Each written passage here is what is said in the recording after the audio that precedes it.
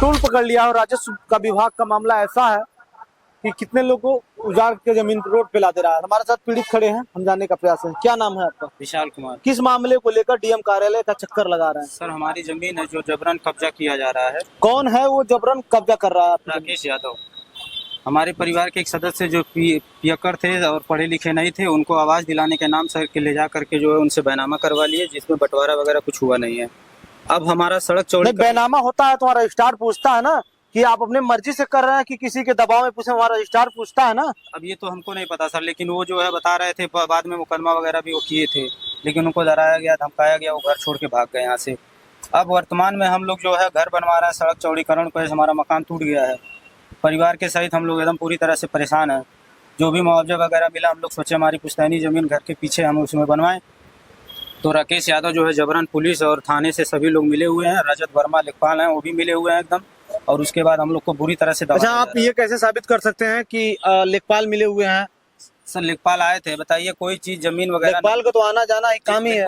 जमीन नप्पी होती है तो उसमें कोई नोटिस वगैरह जारी होता है या फिर और कुछ होता है।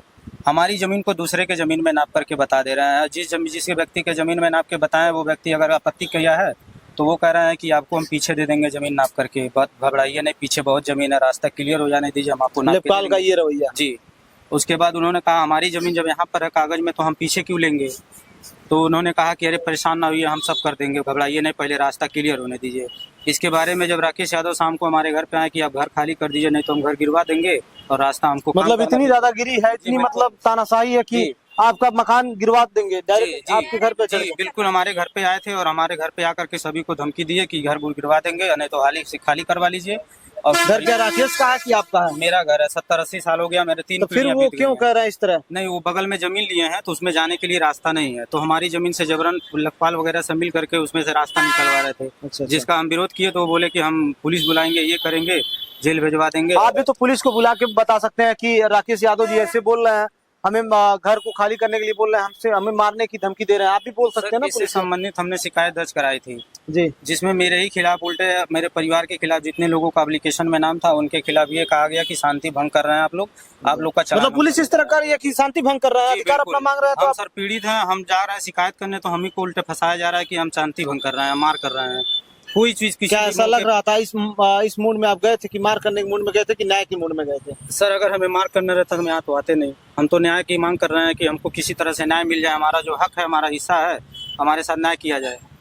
चलिए, पुलिस को कहा जाता है जनरक्षक, वही जब भक्षक बन जाए लोगों का कल्याण कहाँ से होगा? पीड़ित लोग जब थाने और चौकी पे पहुंचते हैं तो जिसको जनरक्षक कहा जाता है वही जनरक्षक धमकी देता है कि जेल भेज देंगे, मुकदमा लिख के जेल भेज देंगे। क्या बताइएगा, कितने दिन से आप परिक्रमा कर रही हैं अधिकारियों का? हम 10 दिन से कर रहे हैं, 10-15 दिन हो गया। हम लोग बाबा के पास भी गए थे, रात को 2 बजे उठ के गए थे कि 4 बजे बाबा देखते हैं। बाबा नहीं मिले, लेकिन उनके पीए बोले कि हम दे दीजिए, हम दे देंगे, लेकिन अभी तक कुछ नहीं हुआ। हमारा घर बनने नहीं दिया जा रहा है, हम लोग पन्निक में है, बच्चा लेके हम लोग पन्निक में रह रहे हैं, हम घर बनने नहीं दिया जा रहा है। इसके अलावा और कोई घर नहीं है? इसके अलावा कोई घर नहीं है, ना कोई जमीन है, बस यही है। सही है जी। चलिए, हमारे साथ बन रही है, देखते रहिए पूर्वांचल उत्तर। जय हिंद, जय भारत। और चलिए भाई साहब।